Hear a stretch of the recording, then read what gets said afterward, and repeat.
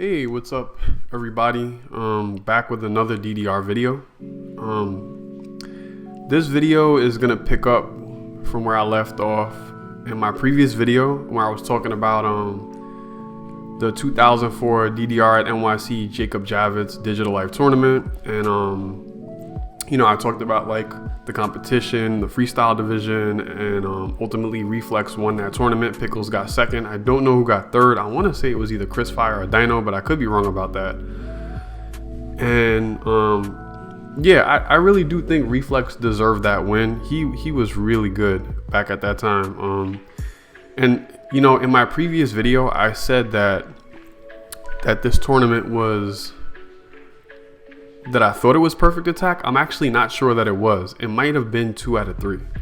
And that might have been one of the reasons why I didn't fully go through with entering the tournament, because I really didn't like 2 out of 3, which I explained in one of my previous videos. So I was really happy for Brendan. I was happy that Reflex won. He, like I said, he deserved it.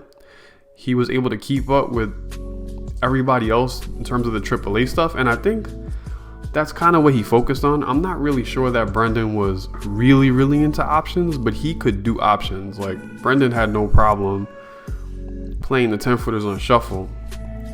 At around 2004, we were playing them on S4R and hidden shuffle flat and other options, but I don't think it was fully developed yet in terms of like double A. I don't know if I double A'd all of the 10-footers on S4R in 2004.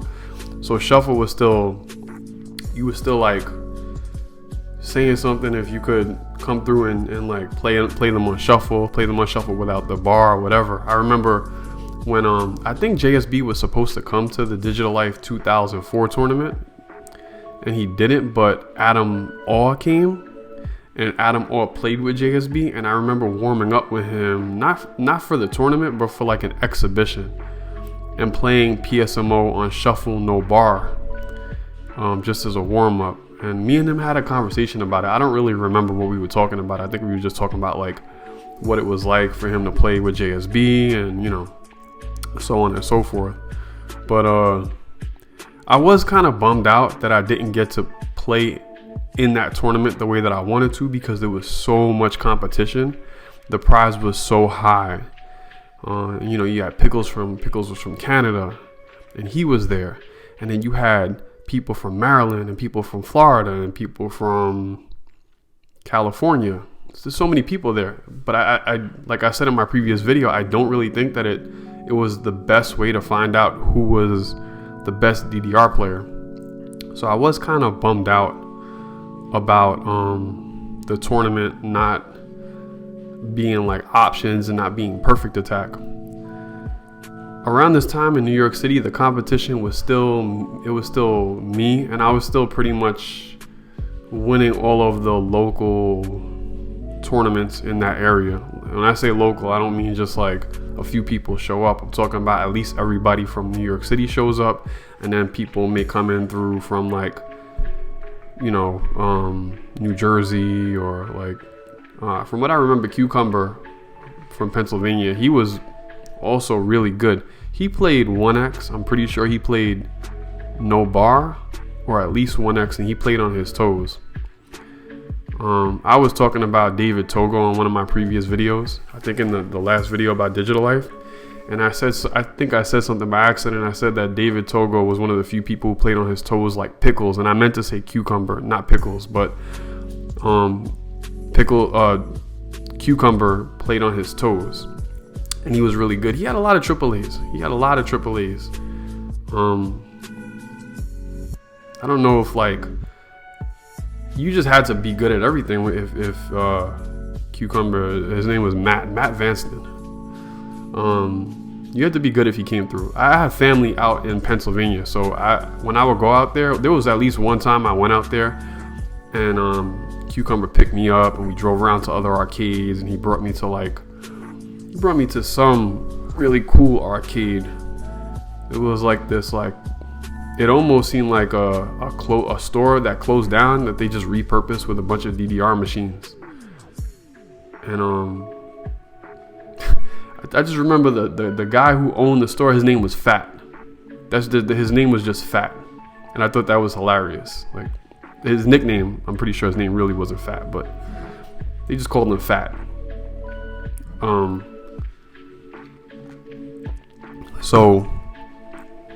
But the competition, it was really me, Fat Axel, Chris Fire, Dino, Big Matt. Then you had Adam STF, who was almost as good as me and Fat Axel. Adam got really good really quickly. So there was Adam STF. Then you had Devil in Black. Then you still had Togo. And then you had people from Staten Island like Lewis and Maurice, and there were a bunch of people in Queens who were like okay at almost everything. Really, what gave me and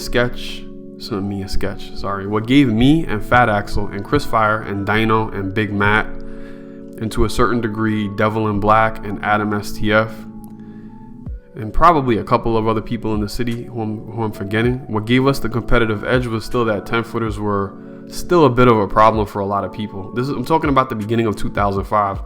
So this is after the Jacob Javits tournament, and this is the beginning of 2005. And yeah, people started to like either SDG or get under 5 greats, or AAA, maybe a couple people AAA, and I can't remember, Max 300 and even Paranoia Survivor and the Legend of Max. Those are like the 3, in my opinion, easiest 10-footers. But Max Unlimited and Paranoia Survivor Max on heavy and on challenge still really threw people for a loop, and we were really the only people in the city who could consistently do those songs at any given point in time, depending on what part of this timeline you're talking about. If you picked it on one of us, we would get under 10 grades, under 5 grades, and that was still considered pretty good. Like even people who had AAA these 10-footers weren't regularly AAAing stuff. I know people do that now. I think like when they play like DDR Extreme Pro, they'll AAA whatever the song is that they have to play. It's just a matter of how many marvelouses to perfects they get. Maybe sometimes they'll get a great here and there, but back in 2004 and 2005, people weren't AAAing 10-footers consistently in tournaments. So it was just that was the competition. In the beginning of 2005. By this time, Jinx had definitely retired. Like he wasn't playing anymore, really. And Sarcastic Mofo was still playing, and he was still good. And Jeff, from what I remember, was also getting a decent amount of AAAs. But like I mentioned in one of my previous videos, Jeff really didn't like 10-footers, and he was part of this contingent of people. I don't know if this was like this in other parts of the country, but I'm just telling this like it is. Like me and Jeff were friends when I played DDR. You know, I don't have anything against Jeff necessarily. I think he's a very important part of New York City DDR history. But he really just didn't like 10-footers. And I remember there was just a group of, not an official group, but there was just a contingent of people who argued against 10-footers, who really thought that the only reason that people were winning tournaments were because of 10-footers, and if you took 10-footers away, then these people like me or Fat Axel or Chris Fire or whoever, that if you took 10-footers away, that we wouldn't do good in tournaments. And that really wasn't the case. There were exceptions. Like I said, David Togo was an exception. He at this time was still not really well rounded. He was good at 10-footers, and he was good at just 8th note streams. But like the sorrow songs used to throw him off a little bit. But most people, that wasn't the case. Like you couldn't pick anything on any of us, really.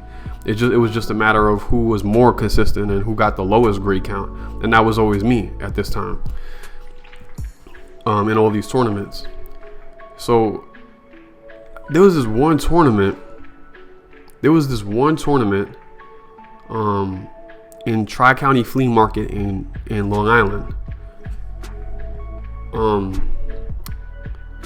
And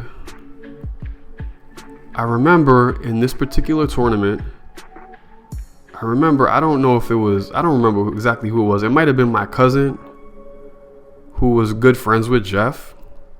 And Jeff at the time, they were kind of vocal about like, you're going to win this tournament because you're going to pick 10-footers on everybody. And when you go up against Jeff, or Jeff was like, when you go up against me, I know you're gonna pick a 10 footer, because Jeff used to have problems like doing the same 2 arrows consecutively. I don't know if they were called like drilling or machine gun runs, or like he had that problem. I had that problem like in 2003-ish kind of, but he still kind of had that problem. But I was just like, I knew that I was good at a lot of stuff, and I was good at 10 footers, but like I knew that there were other tricky things in DDR. So I played Jeff in that tournament, and it was I don't know if it might have been the final match, or maybe like the semifinals. And I didn't pick a 10 footer on him. I didn't pick a 10 footer on him. I could have, because I think I hadn't used up all the 10 footers that I was gonna pick on everybody, but I picked Graduate 6 Cyber on him, which is also a tricky song to get perfects on. I don't think that it was like perfectly synchronized with the beat of the song, but I got like 4 greats. I definitely SDG'd it. Might have gotten 4 greats in that match. He did really bad on it, and that was just me saying like, I'm not just good at 10 footers. Like, it's not just 10 footers. You can't just roll up on me and if you take 10 footers out of a tournament, I'm not gonna do good. There was somebody else I played in that tournament named Steve, who was an NYDS player. He was really good at almost everything at that time too. And the general consensus was that the live band song, that's what we used to call them anyway, live band songs were tricky to get perfects on, because a lot of times I think Konami just didn't manage the tempo correctly in a lot of these songs. So we're talking about like Across the Nightmare, Heaven is a 57, Metallic Gray, Mike and Nickel Rock, Jet World. Am I forgetting anything else? It was really the fast ones, especially Jet World wasn't too big of an issue, because people would put it on speed and whatever, right?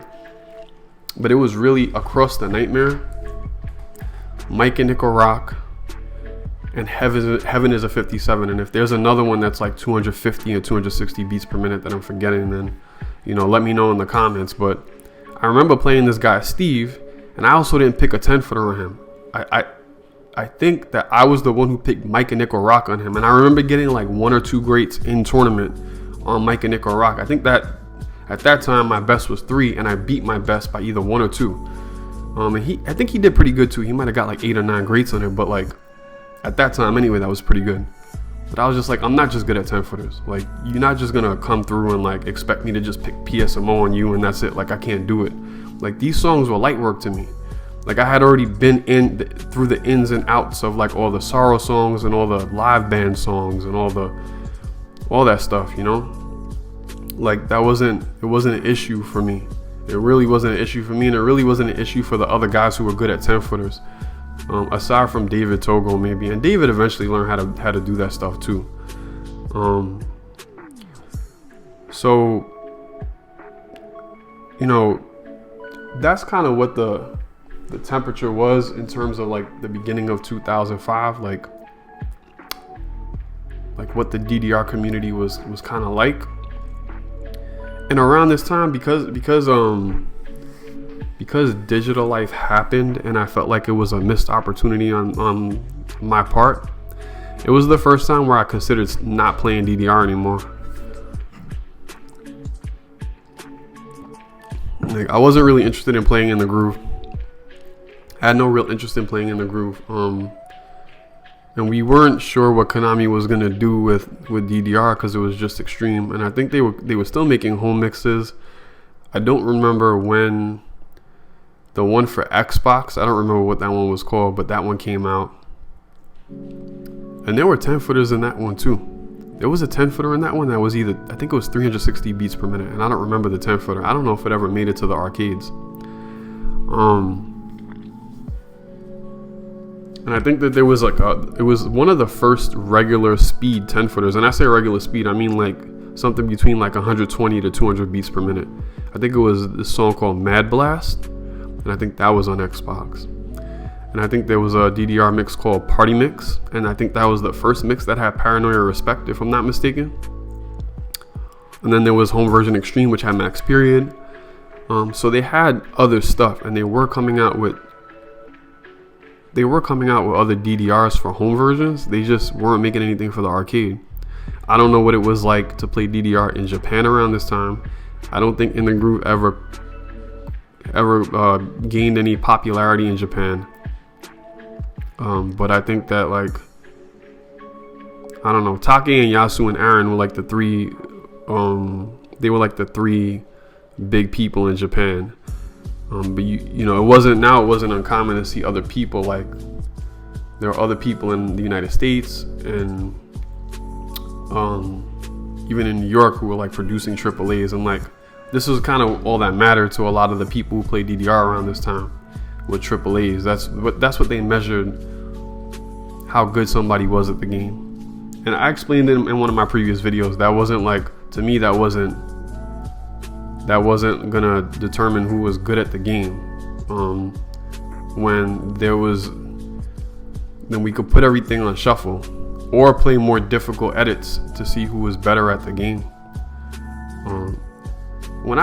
Like years later, when I got to thinking about it, I was like, I think a lot of people were playing DDR. And I mentioned this in one of my previous videos too. I think a lot of people were playing DDR. They weren't really looking at it directly from a competitive standpoint the way that I was looking at it. Like, they were playing this game, and then, you know, people weren't AAAing stuff on beginner before they moved on to light, and then AAAing stuff on light before they moved on to standard, and AAAing stuff on standard before they moved to heavy, and then AAAing everything on heavy before they moved to challenge. What most people did is you just kept playing and getting better and being able to pass stuff until you got to the hardest difficulty. When people got to the hardest difficulty, they would try to AAA something on the hardest difficulty.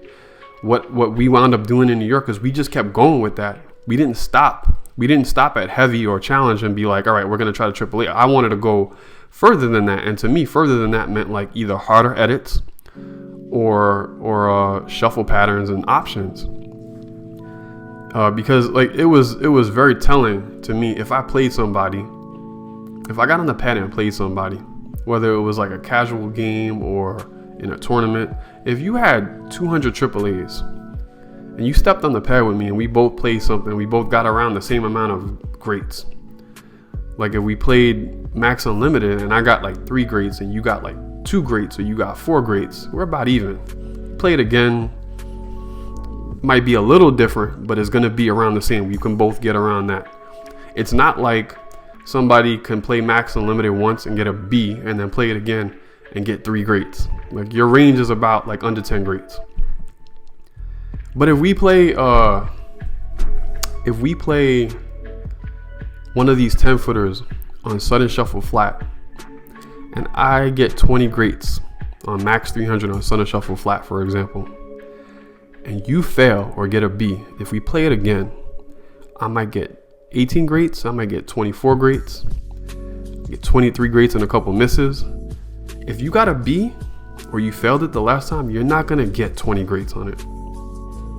So if we play a regular set and we're here, but then we play an option set and I'm here and you're like all the way down here, I wasn't trying to hear that because you had more AAAs, you were better than me. I wasn't trying to hear that because that was untrue.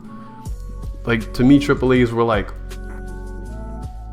I can hit all of, if we were comparing it to basketball, it would be like I could hit all my 3-point shots. And because my 3-point shooting percentage the other day when I went to the court, it was 100%. I shot 20 3-pointers and I got all of them in. And because my 3-point percentage is 100%, I'm one of the best basketball players in my park. And to me, it was like, nah. How well-rounded are you? If you can shoot 3-pointers, but your defense is bad, or your free throws are bad, or your layups are bad, or you can't jump that high, but I can do all of that stuff, and if I shoot my 3-pointers, I hit 19 out of 20 of them, I'm the better basketball player. you're not the better basketball player because you can just hit all 3-pointers. And that's how I thought about Triple A's. And I don't think people were thinking about it like that. They were just playing this video game, you know?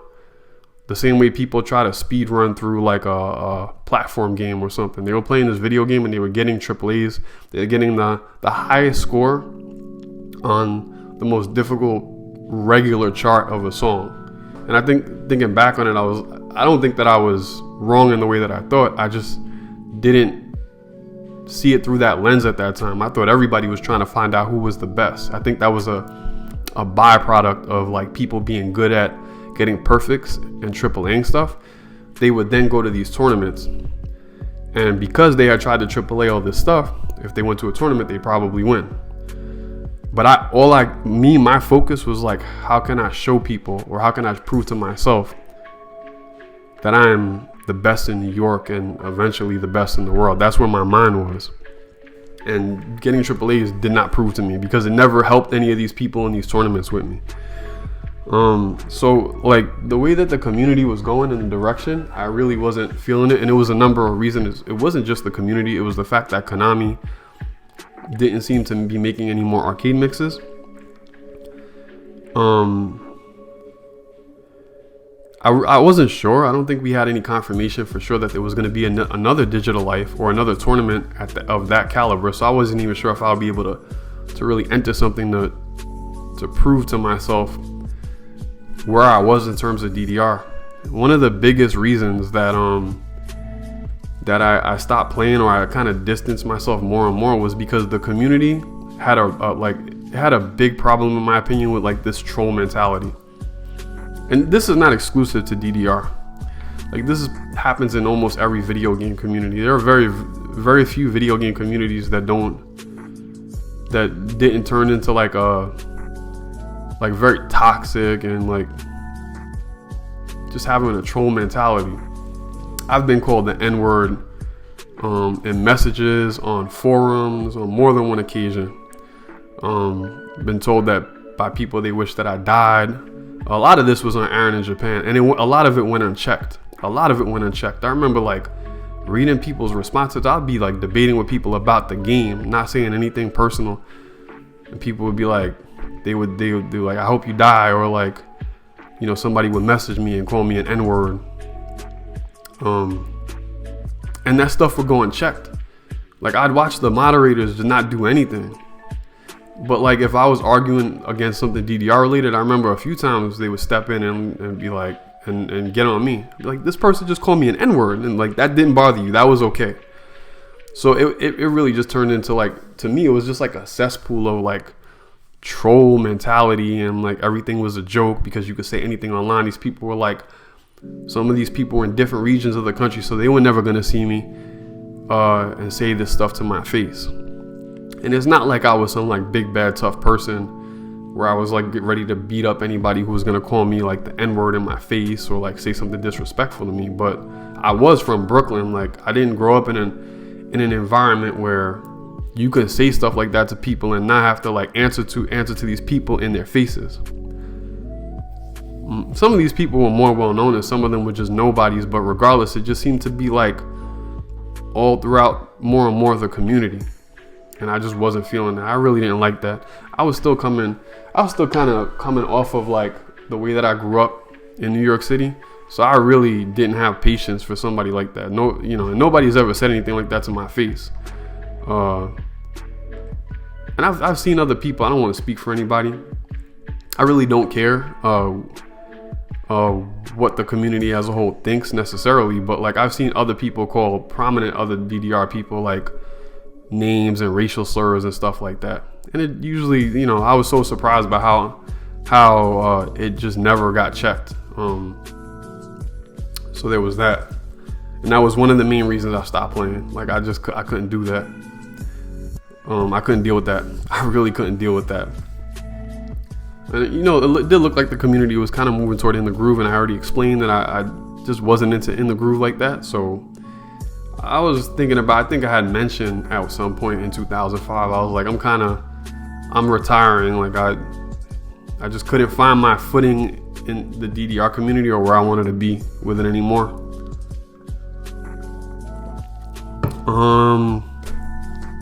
It also seemed like the community was going back to Oni courses.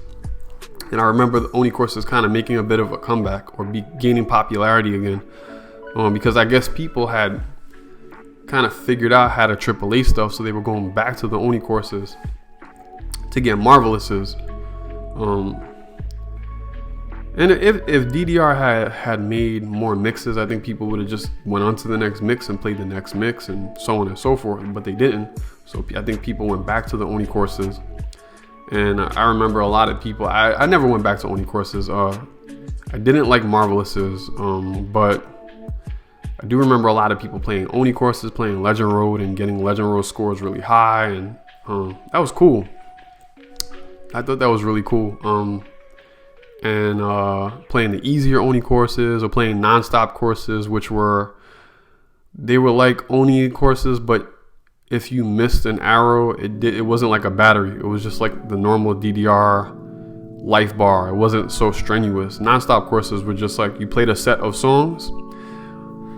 Excuse me, but you were able to get marvelous steps on the song. And the thing about Marvelouses were like back then anyway, I know Marvelouses are a very intricate part of DDR now, but back then I really just didn't feel like Konami had the ability to properly synchronize stuff. I think it was good enough so that a lot of I'm not gonna say most, a lot of the songs you could play, and with enough practice you can get a good score on it. Whatever you were trying to do, whether you were trying to AAA it or get under 5 greats on a song or whatever, you could probably pull that off in most cases. With the exceptions being the song D2R, the end of Stoic. There were some songs that were very obviously blatantly off sync.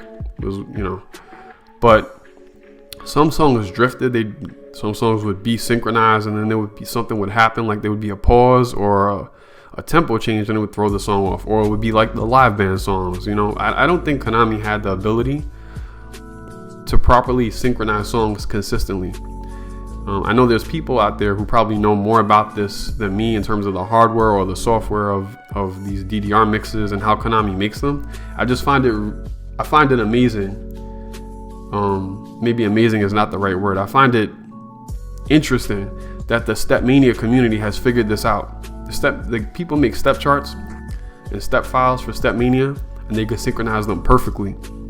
And this is like an open source community of like people who are contributing to the software of Stepmania and people who are contributing to like the community and making step charts and so on and so forth. And this community of people who don't work for like this large corporation has figured out how to synchronize songs, but Konami didn't. And that's one of the reasons I couldn't play a song purely based off of sight reading. It was a music game.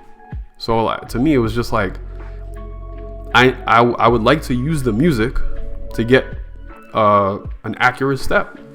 With Marvelouses, I didn't feel like Konami could do it. And I think the window for Marvelous is something like, it's like 16 milliseconds. Like 16 millis. You have 16 milliseconds from when the moving arrow lines up with the stationary arrow to step on the arrow and get a Marvelous.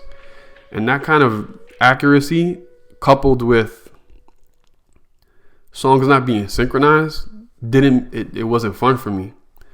I thought there were a few songs that I used to like playing in Oni courses that were synchronized properly. I can't remember. I feel like there was one in 2DX Boss.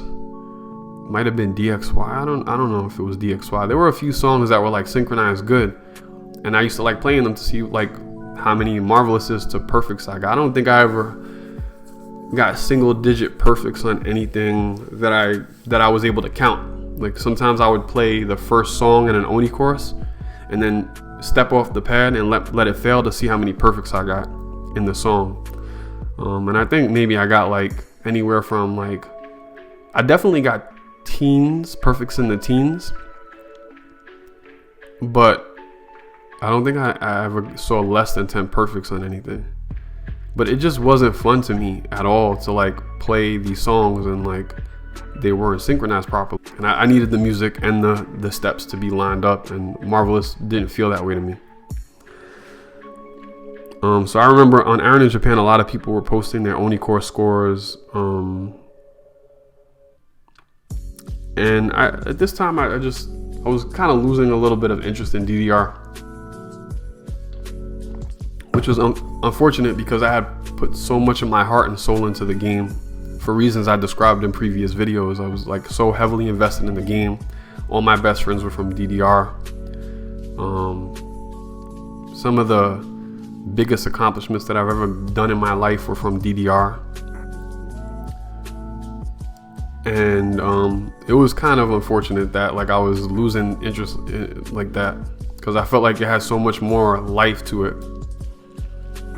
I remember, like, I think there was this one time where I took a break from DDR in 2005, maybe late 2004, early 2005. I had taken a break, and there was a tournament in South Beach Arcade, and from what I remember, it was relatively stacked. Like, a lot of people were in the tournament, and at this time I was already like the best in New York. So I went to the tournament as a spectator, which felt really good. There was no pressure on me to perform or who's gonna win or whatever.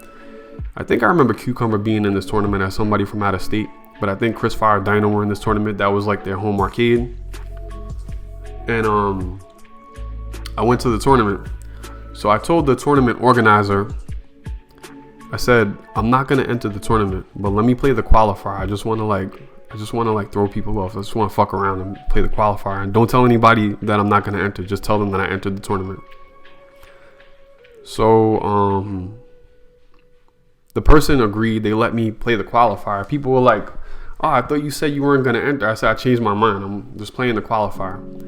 And the qualifier was Somewhere Over the Rainbow, which, from what I remember, this was the slowest song in DDR. That beginning part that slows down, it's like 30 something beats per minute, I think. And that part used to throw a lot of people off. So I remember playing the qualifier, and I forgot what I got. It was under 5 greats. It might have been between 2 and 4 greats, and I seeded first. I got top seed, and I'm talking about people who had, triple A's and played with the bar, played with speed, all that. Like I seeded the highest that day out of everybody who entered that tournament. And then I told everybody, I was like, I'm not entering. I just did that, and I got this from Deshaun. Deshaun did this at least once after he retired, just to prove a point.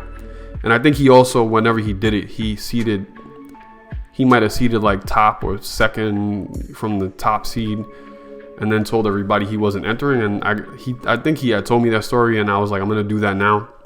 So I did it to do it, just to be like, I'm not even playing like that. And if I was entering this tournament, I would have seeded first.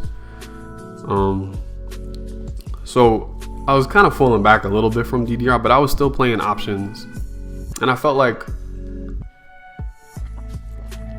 at this point, like if I had kept playing like this, thinking back on it anyway, I probably just kind of would have faded out of the scene. And things didn't turn out that way, and I'm really glad they didn't, because I have something to hold on my shoulder, which I'll get around to talking about, namely the Digital Life Jacob Javits DDR NYC tournament for 2005, which I'll get around to. I think that'll be either my next video or 2 videos from now. But I wasn't really playing tournaments like that. I remember there was this one tournament in Fun Station in Staten Island, and I don't remember exactly when this tournament was, but it was around this time period. And Reflex came to this tournament. Reflex was like, he was really good around this time. He came to this tournament, and I guess he was expected to win or something along those lines. And it just wasn't his day. Like, it really just wasn't his day. I want to say that he played me and I put him in the losers bracket. I don't remember what the set was, but I definitely played him in that tournament. I think I put him in the losers bracket. And the funny story about this tournament and this event. It's not like a big deal or anything, but like David Togo was in this tournament. I think what happened was, I could be wrong, but I think what happened was either I picked Paranoia Survivor Max on heavy on reflex, or he picked it on me, but I beat him in it. I think this is how it went. Or maybe it was Chris Fire or Dino. I feel like somebody picked PSM heavy on reflex, and he was good at it, but I think that day it was just he was kind of, it wasn't his day, so he got put in losers. And then he played David Togo, and I remember David like amping himself up for this match, and like David really, like, nobody would have expected David to beat reflex, but David was good enough. And I remember David put all his energy into this match, and I think David picked PSM heavy on reflex and beat him in it. And I remember David being like tired and sweating and out of breath, and he like leans over the bar and he looks at me emphatically. He like puts his arm up. He goes, "Yes, I won." And we thought it was hilarious that David like he put so much like gusto into the whole situation. And Brendan, I don't think Brendan was too happy about that day. It didn't take away from any of his previous accomplishments or anything. I just remember that was one of the tournaments where like he was in it. I won that tournament. He was in it, and it kind of played out the way it did. But I was kind of falling back from playing DDR around this time.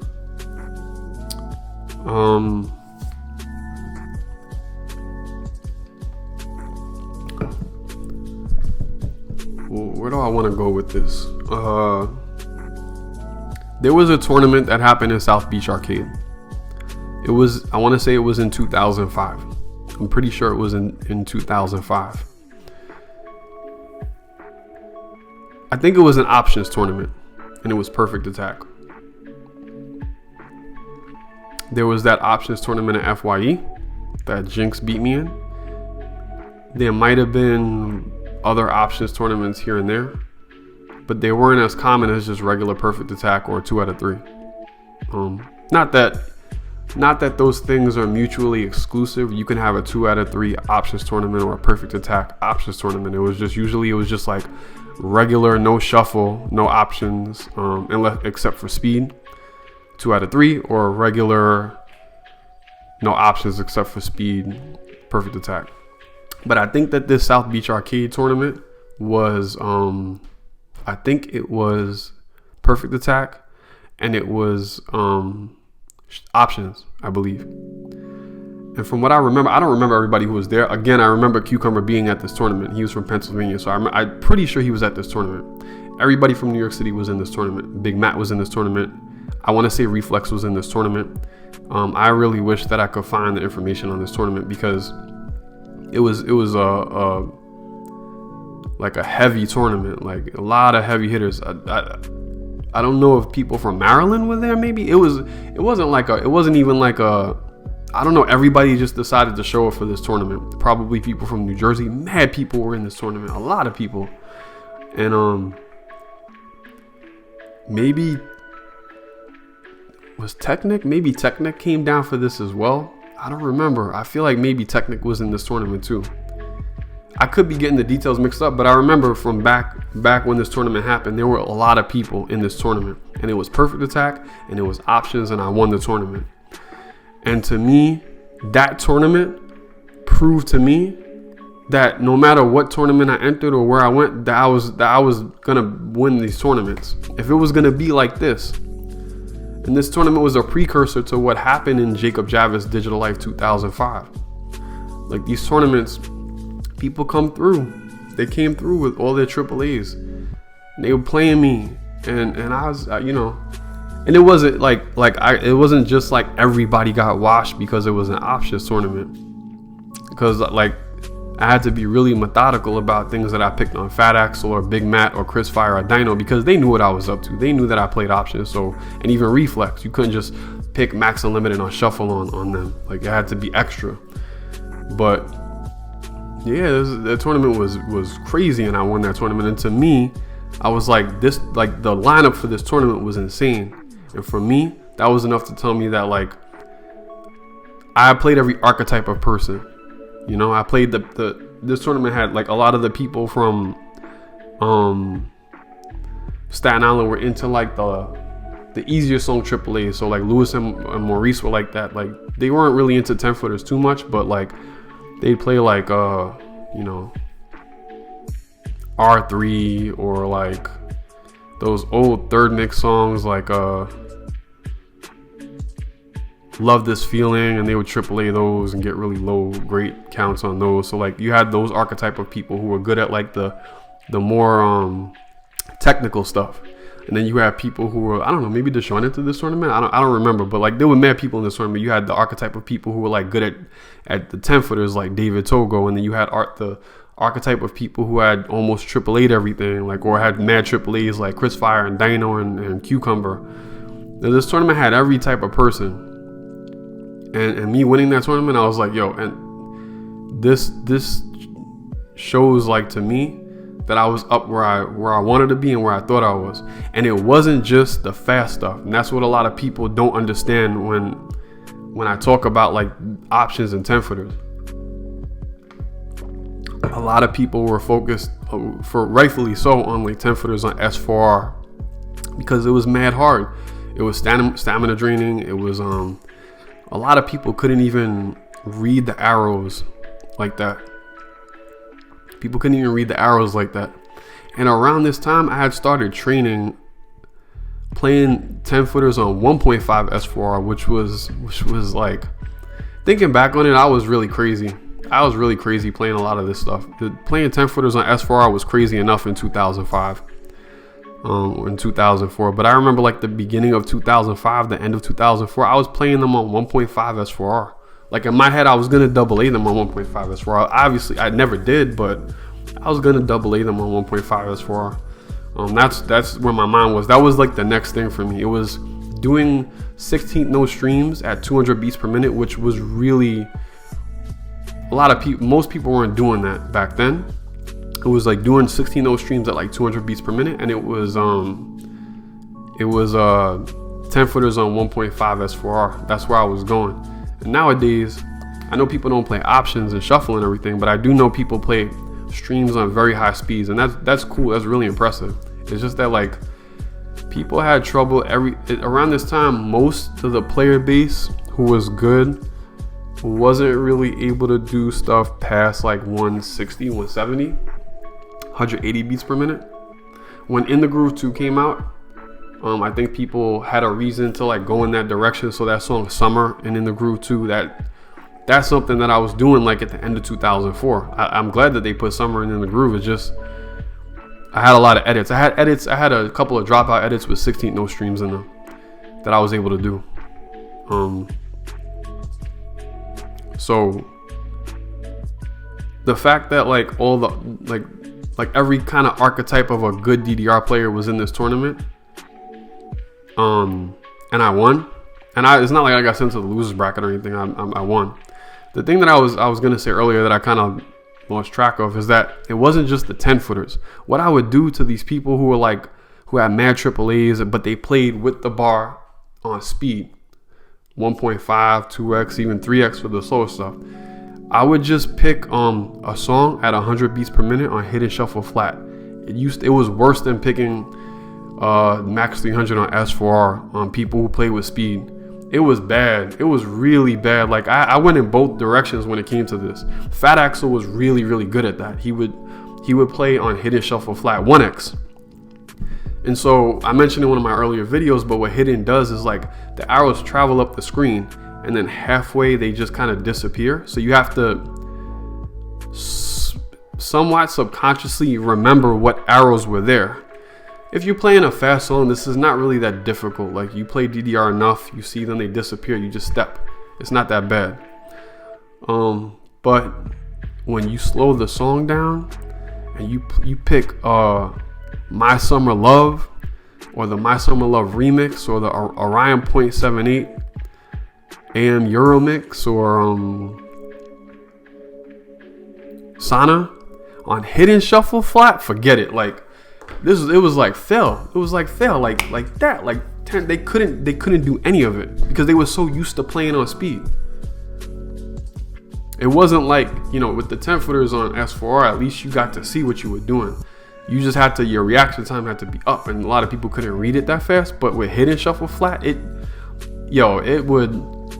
used to put people in the fucking blender, in the mix, like, and you know, I don't want to assume. I'll never know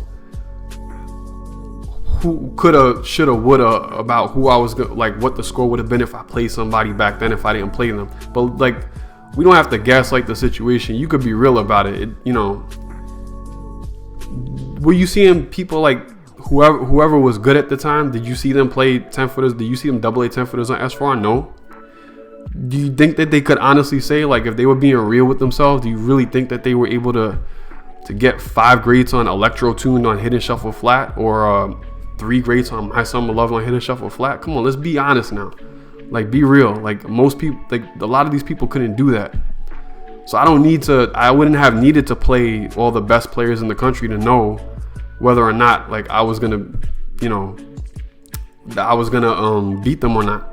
The same way that Take and Yasu and Aaron didn't have to play everybody in the world. Like, the scores that they were producing, people knew what they couldn't do. People knew that they couldn't AAA and Max 300 the way that Take and Yasu were AAAing it, or get the score on Paranoia Survivor Max on Challenge when they were playing it. Like, most of us knew, whether you were like a mid-level player like me when they were like at their prime, or you were like a really good player back then. Most people knew that they couldn't do that. You didn't have to play Take and Yasu to know that you couldn't beat one of them. So, like, you know, like, I'm telling you, man, like, I've played people who were like, and this is where I rant about this a lot, because I don't like the fact that people just kind of like ignore. There's another reason why I kind of distance myself from the community. People like flat out ignored options. Like, and I think it just used to crush people because they worked so hard to AAA all these songs, and like they had made it to the pinnacle of what they thought was like the best. Like, if you somebody who AAA'd Extreme, or like you AAA'd almost all of it, and your best on PSMO is like 1 grade, your best on bag is like 2 grades, and everything else you AAA'd, you almost there. You almost beat the game. You basically almost beat the game. And then you have somebody come along who could do something in this game and make it look like you never even played before. That shit is demoralizing. So I know a lot of people weren't trying to acknowledge that, because if they acknowledged the option stuff, that meant that they had to acknowledge that they couldn't do that. And this is like starting from scratch again. Seeing people play My Summer Love or like Orion on Hidden Shuffle Flat and failing. These people haven't failed anything in probably like years or months. The last time some of these people have failed stuff would have been like a year ago. So to play something that's uncomfortable, to get 1 grade on PSMO and then have somebody pick something on you and you fail it and they get 15 grades. Like, what does that say about like where you are in terms of skill level? So I think a lot of it, not everybody. I'm not a psychic. I don't really know exactly what was going on in people's heads, but like the reactions or the lack of acknowledgement that I was getting told me a lot of what I already needed to know. Sometimes when people don't say anything, or like people's actions, it says more than what they would have said out of their mouth. So I knew what it was. After winning that South Beach Arcade tournament, I think that I had planned on like just calling it quits for DDR. And until they announced the Digital Life at NYC, DDR NYC tournament, like I didn't really know which way I was gonna go. In the Groove 2 did come out, which I'll talk about in another video, and so maybe that might have revitalized stuff a little bit, because In the Groove 2 was a little bit it had new stuff in it. It was new, and they had a dedicated cabinet for it. So I think I spoke about it in one of my previous videos, my In the Groove video, and I'll speak about it when I make an In the Groove 2 video. But I did give it a try. I played it for a little bit, and I just never really got into it. But I just didn't know the direction of where I was going to go in terms of DDR. In terms of the climate of New York City around this time, you had all the people that I mentioned who were really good. You had the contingent of anti-10-footer people.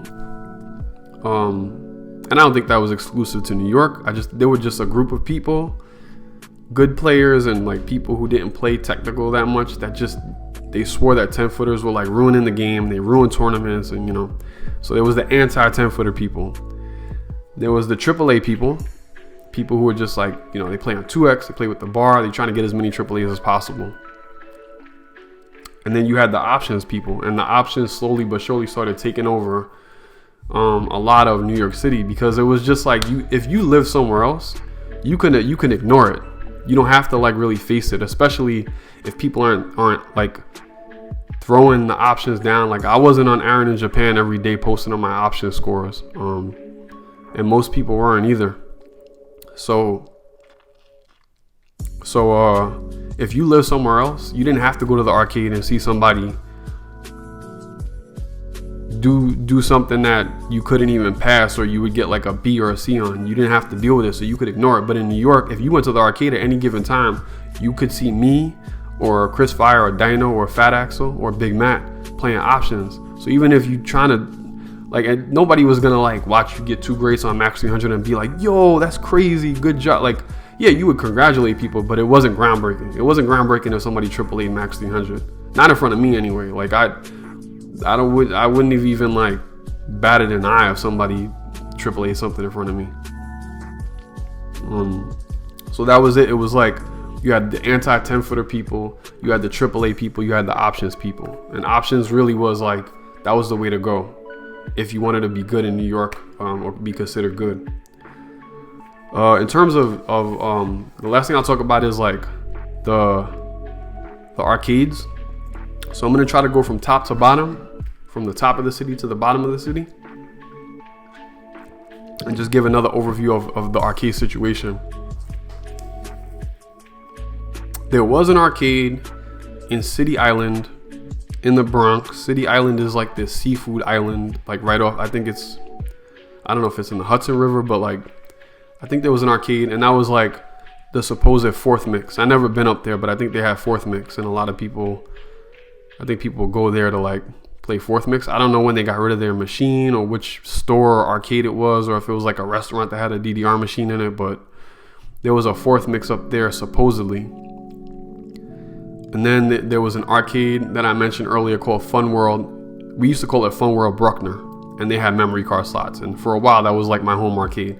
It was a little bit of a rough area, so at one point we had a falling out with like the local DDR players there, which that was a story, man. But we had a falling out with the local DDR players there. But until that falling out, I used to go to that arcade a lot. I thought it was a pretty cool arcade. It was like kind of like a Discovery Zone type place, like a Billy B's Discovery Zone. They had like a ball pit, like a little maze that kids would go in, and then they had their arcade, and they had I think they only had one DDR machine, but they had a DDR machine and it had memory card slots, and the pads were good. They kept up with it. It was a good machine. And then there was another Fun World in the Bronx. I don't think it was connected to the one in Bruckner, but we used to call it Fun World Fordham. And we had a meetup in this arcade in 2002, like in the beginning stages of DDR. It was just like there was nothing special. It was just like meetup at Fun World in Fordham. This is one of my fondest memories of like playing DDR.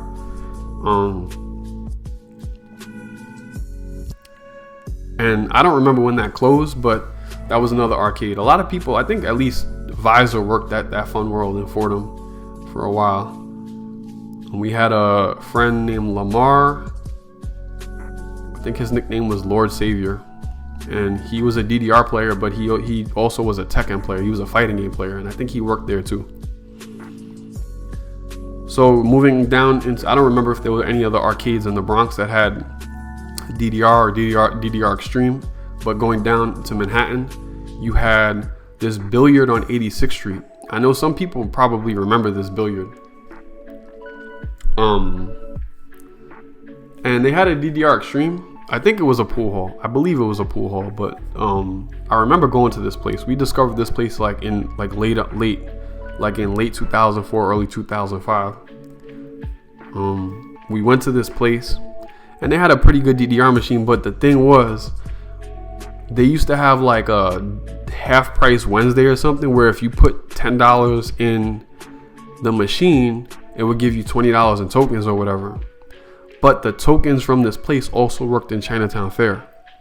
So for a while, we would go to this place, get our tokens, and then leave and take them down to Chinatown Fair and use them in Chinatown Fair. After a while, I think the owner, Sammy, I think his name was Sammy, the guy from Chinatown Fair, caught on to this, and he was very diligent about looking at like who was bringing the tokens into the arcade. But at first we were doing that, like we were like using those tokens. We would use some of them in that billiard or whatever the place was, and then we would go down to Chinatown Fair and use the tokens there. And then going down, Broadway City by this time had closed down. Broadway City wasn't open anymore. Broadway City to me is always going to be the best arcade that ever existed in New York City, but it was closed down. I think somebody either got stabbed or shot in Broadway City and they lost their liquor license. I think because of it, or because of it was a mix of the violence that used to occur in like the over 21 area in the back of Broadway City, and I think somebody maybe got caught drinking alcohol in the over 21 area who was under 21, and they lost their liquor license, and I think that kind of tanked the arcade and they closed down. So you have Broadway City, which wasn't open anymore, and then in Times Square as well, more toward 49th Street actually, they had Lazer Park. Lazer Park was a really good arcade. I thought Lazer Park was cool. They had laser tag in Lazer Park. They had a bunch of arcades. It was 2 stories. Most of the arcade was in the basement, but they did have a DDR machine on the top floor of Lazer Park, and then they had a DDR machine on the basement level of Lazer Park.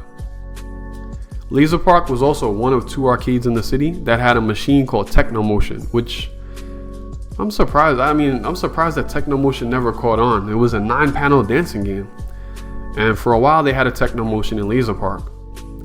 But Lazer Park was a really cool arcade. The people who played there, it was like a good, solid community. You had Najee and Gordon, and that's where that guy Brian used to play, and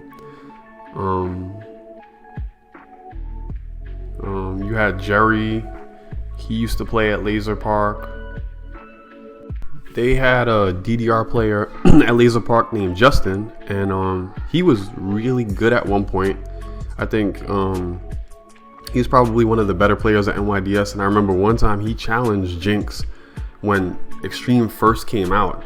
He told Jinx, you'll never pass PSMO, because at the time almost nobody could pass it, and I don't think very many people in the city were able to pass it. This is definitely before I passed it, and I think Jinx played it all day at NYDS during free play one day and passed it just to prove Justin wrong.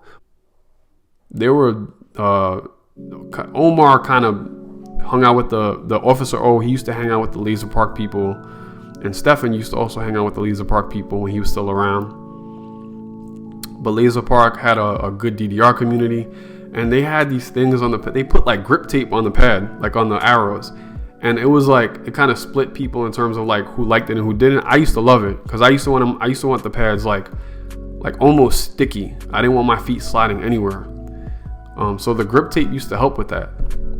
But some people really didn't like the grip tape, so they never played at Lazer Park. It was very like a weird choice that they decided to put that. Somebody must have convinced the owner to like put this grip tape on the arrows so that people didn't slide all over the place. It was almost like industrial adhesive sandpaper that they put on the arrows. But I used to like it. I liked playing on it, but a lot of people didn't because it was kind of weird. So yeah, you had Lazer Park. There was an arcade called Mars 2112 that we discovered, and I think it was like a 21 and over. This is like one of these places that was like a precursor to Dave & Buster's. And round one, it was like a barcade. I used to, I don't know what it was about it. I think maybe it was just like stuffy. I didn't really like playing at Mars 2112 too much. But there was a DDR Extreme machine there too. And then if you keep going down, you have Chinatown Fair. Chinatown Fair is a very popular, famous arcade, no matter what kind of video game you're talking about. Very well known in the fighting game community. At this time, this is like the beginning phases of like not only DDR, but like Marvel vs. Capcom 2. So if you went to Chinatown Fair on a Friday night, it was popping. Mad people there, like a bunch of people. Any kind of video game community you could think of that existed in an arcade was at least a little bit prevalent in Chinatown Fair. They had an initial D community. They had their fighting game community, and the fighting game community, you know, had sub communities. You had the Tekken community, you had the Marvel community, you had the Street Fighter community. Chinatown Fair, it was like a really good arcade. The DDR portion of the arcade, and when I say DDR portion, I really mean the players. Chinatown Fair kind of turned into like it was not the best place to play DDR. It was loud, but like there were just some kind of things that we did and didn't do after a couple years of playing DDR as a community that you did or didn't do. You didn't skip people. You know, there was like a line system in almost every arcade in the city, whether that was Broadway City, Lazer Park, Fun World. Like, you could rely on a good line system if you went to a certain arcade. But Chinatown Fair was really bad at that. The people who played there, well, it was like notorious for like people skipping you. Like, if you didn't like watch for your turn like a hawk, somebody was going to skip you. Every time somebody got off the pad, somebody who didn't belong on the pad would try to get on and play. And you had to remind people like almost every game, like, this person's next, or that person's next, or I'm next. So it was that with Chinatown Fair. Also, like, people were very like, people would be all over the machine, like, while you were playing. People would walk across the screen, like, if between you and the screen, people would just walk across to go say hi to their friends. People would hang out on the pad. You'd be trying to like get a good score. People would be on the pad, chilling on the pad, sitting on the pad, next to the machine, talking to people while you're playing, like talking right next to you in your ear to somebody else. And then people would shadow, like shadowing is when you play DDR on the empty pad, but there's no arrows on that screen because you didn't pay for the game. You're just watching the arrows of the person who paid for the game. So the people would shadow in Chinatown Fair, and it just developed kind of a reputation of being like not a good place to play DDR. Like, we went to Chinatown Fair if we wanted to have fun or to play DDR as a last resort or out of convenience. But you didn't really go to Chinatown Fair to like to try to do anything significant, because there was always a headache. You either had to remind somebody that you were next so they wouldn't skip you, or to ask somebody to stop screaming in your ear, or to stop shadowing because you were trying to, you know, get a good score on a song. But there was Chinatown Fair, and Chinatown Fair always, you know, it was always there in terms of like video games. They had a Paradise in Chinatown Fair that they had for a long time. And like, to kill time, sometimes I would play that. Like, when I first started playing DDR, I thought that game was really cool. What I will say about Chinatown Fair, though, and this is really an oversight on my part, is that they did have in the earlier days good DDR players. And the most notable player from when I started playing was this guy, and his nickname was Afronoia Nick. And in the beginning days of DDR, like in 2002, 2003, he was up there with like Big Matt, Perfect Asymmetry, Sarcastic Mofo, and Vagrant Fiend, and 123 Kid. Nick was really good, and like, especially during the Fifth Mix days, he was one of the better players in the city. So there was that. There was another arcade in Chinatown. I think it was a billiard as well. And for a little while, they had a DDR Extreme, but they had I think this was the only place in New York City during my time playing DDR that had a Beatmania 2DX machine, like an arcade Beatmania 2DX machine. And it was really short-lived. It was like a couple months that this place had like a DDR machine and a 2DX machine. I think the rumor was that the person from Tri-County Flea Market had temporarily put his machines in different places, and those two, the Extreme and the 2DX, was his machine. But yeah, that was there for a little while. I'm just mentioning it because it had 2DX, and it was like, unless I'm forgetting something, there was like really no other arcades that had 2DX. So there was that. And that's really in terms of Manhattan, that's really it in terms of arcades. In Queens, you just had NYDS. NYDS was like the premier arcade in Queens. And that was like the home of like Sarcastic Mofo and Big Matt, most notably. And that guy, Steve, he was there too. He was really good. And they had a lot of good female DDR players. As I mentioned earlier, Sora played at NYDS, and her younger sister, Leanie, that was her nickname, played at NYDS. And she was one of the better female DDR players in the city. Then Steve's sister Jeno also played at NYDS, and she was really good too. She was also one of the better female DDR players in the city. We had a DDR player named Bijou, and she played at NYDS. And then Omni Target's girlfriend at the time, Candy, played at NYDS, and she was really good too, like in the third mix days especially. So there were a lot of good players at NYDS. They also had a player there, a cool guy named Will. That was the first person I ever saw pass Orion 78 AM Euro mix. I remember seeing him pass that at Coney Island, and I thought it was really impressive. So he played at NYDS too. There was an arcade before my time. I think it was called Smiles that existed in Queens, but that arcade wasn't around when I played. I think it was in Queens, and I think it was called Smiles, but that was before my time.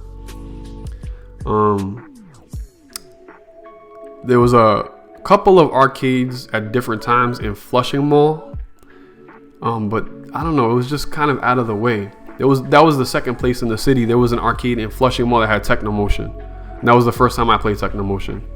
The 9-panel dancing game. But Flushing Mall, I think at some point they closed down, and a lot of people went there. Peter Pan Games was in Queens, all the way out in Bayside, but that was after I stopped playing. That was like 2008, 2009, because I was going out there to play Tekken, and I think that arcade was the follow-up to Tri-County Flea Market. It was like the guy from Tri-County Flea Market. I think he closed the arcade down and then moved out there to Peter Pan Games in Bayside and Queens. In Brooklyn, really, it was Coney Island. That was really it. We didn't have any other arcades in Brooklyn like that. Not that I could think of anyway. If there were any other arcades in Brooklyn, then I didn't know about them. But in Coney Island, it wasn't just Coney Island. Coney Island was a big place, and they had a few different arcades in Coney Island. There was an arcade that was directly under the Ferris wheel, and it wasn't a good arcade, but we used to like playing on it. When I played, that arcade had a fifth mix, so I used to like going there just so I could play fifth mix sometimes, even though Extreme was the latest mix, because fifth mix, I always had a special place in my heart for fifth mix. So like if I wanted to play some fifth mix stuff, I would go to that arcade. It was an arcade like right under the Ferris wheel. Then there was this outside arcade that was like it didn't have any. It was like it had a roof, but it was it didn't have any like walls or anything. So that arcade was really cool. I really like going to that arcade. They had a fifth mix and they had an Extreme. And that arcade, aside from Broadway City on a Friday night, that arcade used to garner the biggest crowds. I feel like there were times where there were probably like 50 or 60 or maybe I'm exaggerating, but it felt like 50, 60 people watching you play DDR, because it wasn't a building. It was like outside. These are people, tourists or like people from the city walking around Coney Island and outside, and then they pass this arcade without any walls. They see these people playing DDR, and like they would just stop and watch. There was no room limit. Like it was outside, so people would just stop and watch, and you would be playing a game. You could get on the pad in this arcade, and nobody would be behind you. You could finish playing your song, turn around, there would be like 15 people watching you. It was really fun. It was cool. And they had a fifth mix too. So these two arcades, like there were songs that I used to be able to stealth in fifth mix, like Moving On and In the Heat of the Night, that weren't in Extreme. So I used to like going to Coney Island so that I could still stealth those songs, because I wasn't able to play them so much anymore. And then the arcade for Coney Island was El Dorado. It was a bumper car place. If you're from Brooklyn and you go to Coney Island, you know about El Dorado. It was like this disco bumper car / arcade in Coney Island. And they always play like the most up-to-date music. They had a really cool DJ. So the DJ he would spin mixes and like play really good music. And their arcade, they had at least 2 DDR machines at any given point in time. Maybe 3, but it was at least 2. At any given point in time, El Dorado had 2 DDR machines.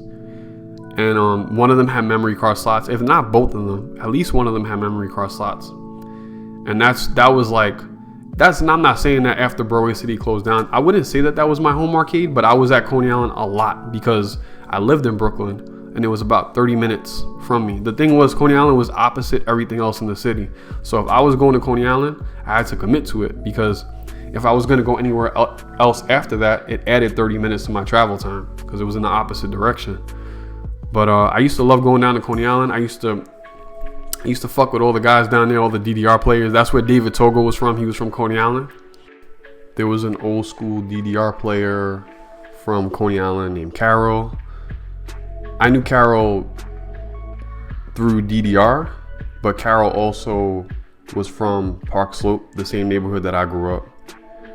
So Carol played at Coney Island. Yeah, there was Josh and Steve and Will. The guys from Coney Island, those were the homies. Like, I used to fuck with them, go down there, like play DDR, hang out. And Coney Island, the thing about it is that Coney Island is a very isolated place, even though it's technically connected to Brooklyn. It's one of these places in New York City, and this is not just about DDR, this is like just a lot of places in New York City.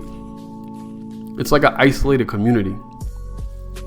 So the DDR community was no different. Like, they did come out, like every once in a while you would see some of the people from Coney Island in Chinatown, or if Broadway City was still open, or Lazer Park, you would see them. But like, the thing about it like, there are communities or like places in New York City that are just like, they do their own thing, even though they're like, they may be from a borough, or they may be from like a neighborhood. It's like so isolated, and Coney Island was like that. Coney Island was like a isolated community. Other places in New York City that are like that is Red Hook. Not that they had a DDR machine, but Red Hook is like, it's like there's no trains that go down to Red Hook, and it's separated by like this big street. I think it's called Hamilton Avenue. So like, Red Hook is an isolated community. It's like Coney Island. Far Rockaway is an isolated community like Coney Island.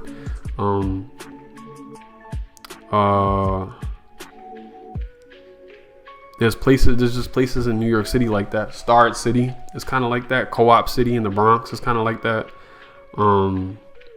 Ebbets Field Houses is kind of like that. It's not isolated, but it is, because it's like a giant apartment complex, and it's like enclosed. Like, there's a place in the city called The Hole. It's like the lowest sea level point in the city. There are places in New York City that are just isolated, and Coney Island was like that. So the community was kind of like that too. But you know, I like going down to Coney Island, especially in the summer. You go down there, you know, you got your Gatorade, your water. I used to have my Windex and my paper towels to wipe the pads down, and I would play all day. Refuel, because there was a lot of food spots in Coney Island. I would refuel, eat, play again until the evening, and go home. And Coney Island was really a good time. It was like one of the best spots to play DDR in New York City, in my opinion. So I think that is it for this video, where I'm talking about like 2005 and coming out of the first Jacob Javits Digital Life tournament. So, you know, if you watch this video, I really appreciate anybody who's watched up to this point. So thank you very much. If you watched, like, I would appreciate if anybody watches this video.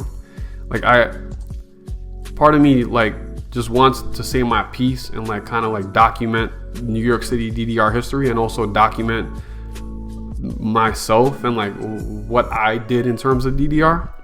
But I am very opinionated when it comes to this stuff.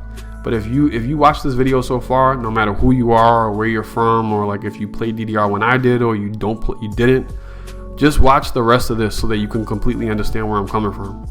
So that, like, I know that I say things in these videos that piss a lot of DDR players off.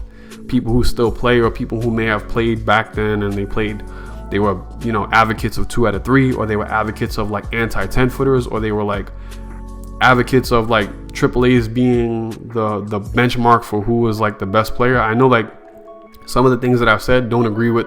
If you fit into one of these buckets of people, like some of these things don't agree with you. But just if you watch this far, watch the rest of these videos, because I really just want to button up everything and just explain where I was coming from. I'm not really doing it for that.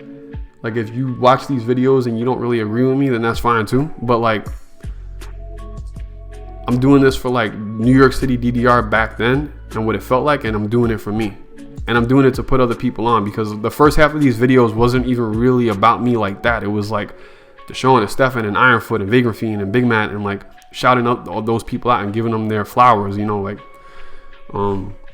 so if you, like I said, if you watch this far and you don't agree with some of these things, just watch the rest. I have like 2 or 3 videos left.